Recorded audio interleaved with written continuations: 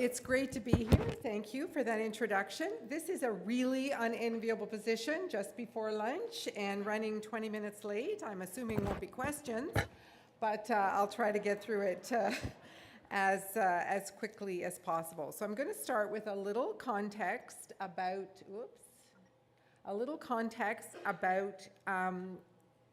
the MOU and the TOCCA agreements, is that they didn't just spring up out of nowhere. They're basically part of a big evolution. The municipal landscape has really changed over the last decade. The Municipal Act 2001, the City of Toronto Act 2006, and then the updates of those legislations really changed the role of municipalities and their relationship with the province.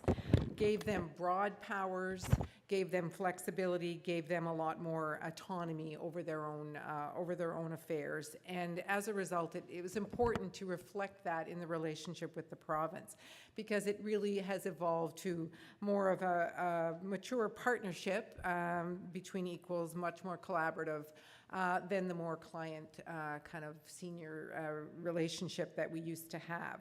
And a key characteristic of that is this commitment to consulting.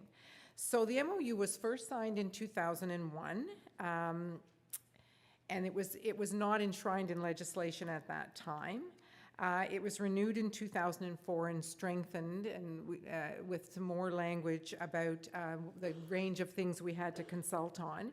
And in 2005, it was made part of the Municipal Act. So there's actually a reference in the Municipal Act to this agreement. At the same time, there's a reference to having an agreement with the City of Toronto in the City of Toronto Act that was put in 2006. And TOCCA, that agreement, Toronto-Ontario Collaboration Agreement, was signed in 2008. So that's kind of a bit of the history of how it happened, and it really goes along with those new and really seminal pieces of legislation that we have in the province. So what is it? It commits the province, the MOU, and I'll have a little bit about TOCCA later. The MOU commits the province to prior consultation, and it's on proposed changes to legislation and regulation that have a significant financial impact on the current budget year or planning cycle, and also includes negotiation of agreements with the federal government on matters with direct municipal impact. And it excludes a whole lot of things: emergency situations, provincial budget items, First Minister's negotiations, etc. But those narrow words, what it includes, what it excludes, is really not fully what the MOU and TOCCA are about. They're much more about setting a framework and a spirit to work together. So even though it doesn't specifically include issues that have a policy impact, for example, those often come to the table. Things come to the MOU table a lot that aren't covered by that narrow definition, because it's really as well about the spirit of working with the municipal sector. And it's also, and I'll get into this a little bit more, it's only one of several consultation tools. Everything doesn't need to come specifically to a formal MOU table. But the fact that that table exists, again, is part of setting the framework for the relationship that we have. And we've heard today a lot about the kinds of other tables, big, significant, important tables, some of which were and are actually covered by and discussed at the MOU table, but they take on a greater role, because you just can't do everything in that kind of formal setting. So we've had, since I've been here, we've had discussions on housing and homelessness at the table, early learning, PMFSDR, social assistance, Ontario Works, et cetera, et cetera. So some of the key elements of it, it's basically, in its essence, confidential political consultation meetings, co-chaired by the Minister of Municipal Affairs and Housing and the AMO President. So that's a really important thing to know, that the AMO MOU is a political table. And as I said, a lot of the consultations and discussions and larger things that we've been talking about today are where you roll up your sleeves and you get the work done, and it's the non-political, the bureaucrat table. But that political relationship goes back to what I said in the first slide. It reflects the maturity of the relationship and the need to have that kind of political leader to leader discussion.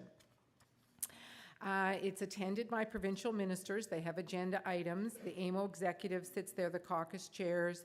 Ministers bring their minister's office staff. Sometimes AMO makes presentations. It depends if there's something that that they think we need to hear about from them, but it is mostly our pre-consultation with them. There's a pre-meeting, that's really important, where the material is discussed ahead of time so that the people at the table, the AMO executive, et cetera, who sit at the table can be ready so that AMO staff have a chance to brief them ahead of time. And they're very strict on that. And they bring us to task if we don't get that material ahead of time because they want to have a good discussion at the table and they can't. I recognize that as someone who gets things late and doesn't have a chance to look at them sometimes. You can't give good input if you haven't had the material ahead of time. And it's important to note it's not a decision-making table. It's a table to get input.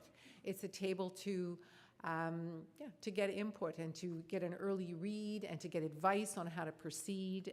And it's actually, in my opinion, extremely effective. And we'll get into that in a little more detail. So there's a lot of ways that issues get to the MOU table. And I will step back here a little bit, and I'm trying to talk really fast. This has been an evolution.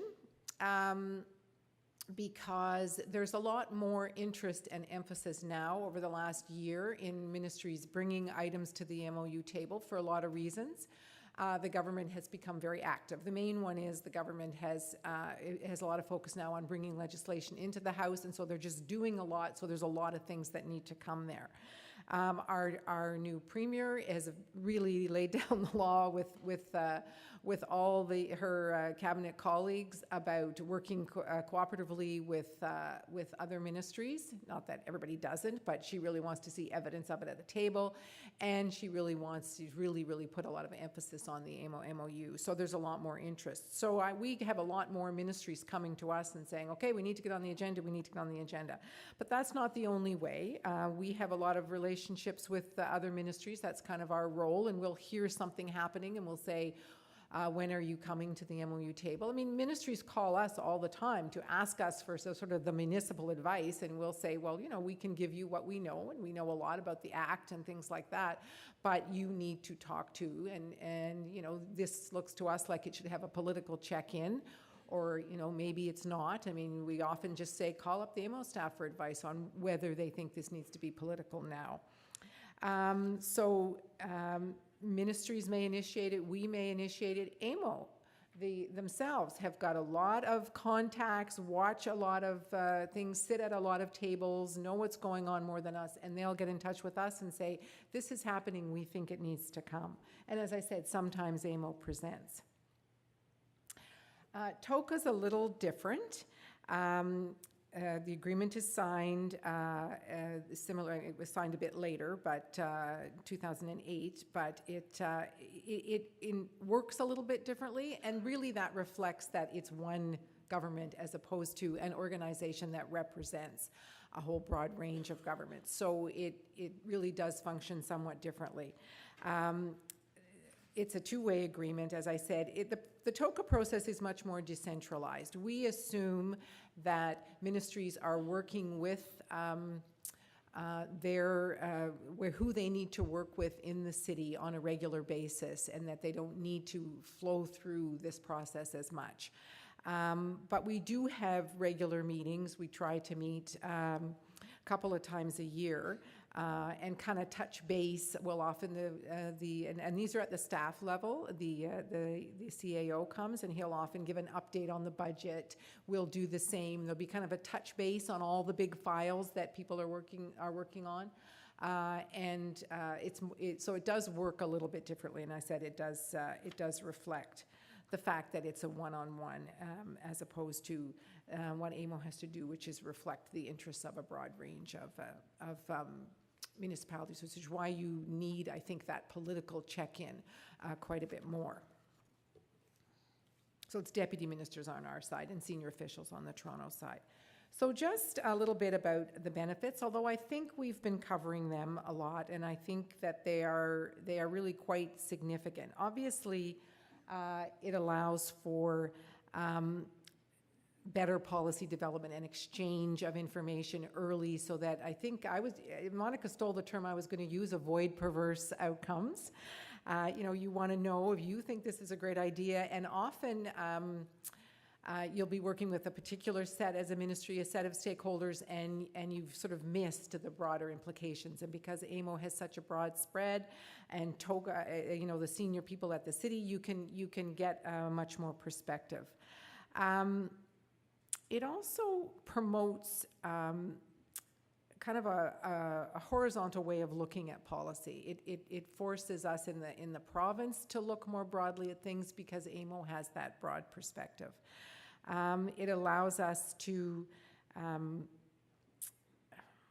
better anticipate what concerns there are going to be. So from a communications and a rollout point of view, it's really important.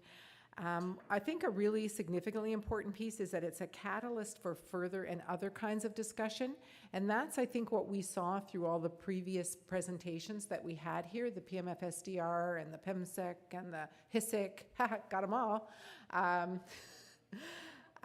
were really side tables that grew out of this. This set the framework for that. And those were very rich and deep relationships and really good processes.